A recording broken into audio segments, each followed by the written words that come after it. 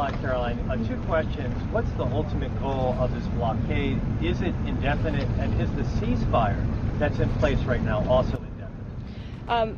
Look, again, I'm not going to set a timetable for the president.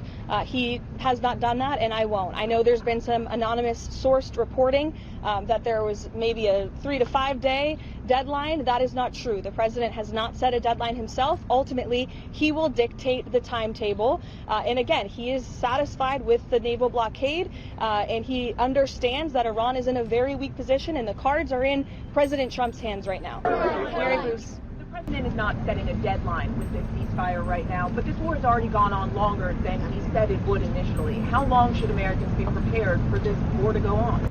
Look, I think President Trump ultimately will dictate the timeline, and he will do so when he feels is in the best interest of the United States and the American people. Caroline. Sure, go ahead. Thank you very much. So in the same day, the president said that he doesn't want to extend the ceasefire and the bombs would start falling after the end of the ceasefire.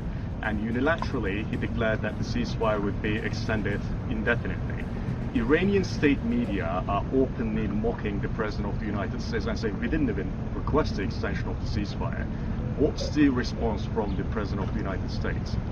The response is you guys all see a lot of different messaging coming out of Iran, a lot of different rhetoric and language from them. I would caution you to take anything that they say at face value. What we've seen is that what they say publicly is much different than what they concede to the United States and our negotiating team privately. I've said that repeatedly to all of you in the news media, and you should take our word for it. Thank you so much, Caroline. So, how long is the president willing to wait for the Iranians to come to the table, and does he trust the Iranians to come to the table? Again, I've now been asked this question a few different times, a few different ways. I'm not going to set a deadline. A lot of the negotiations, or it seems public statements that we've seen from the president come on Truth Social and the Iranians on X, a lot of back and forth there.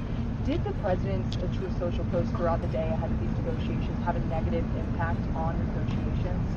I think look at where we are right now. The president chose to extend the ceasefire because it's Iran who needs to get their acts together. The United States and President Trump have been very clear in our demands and our red lines and what we need to see in the best interest of the American people and our country and our allies from the very beginning. So the short answer to your question is no.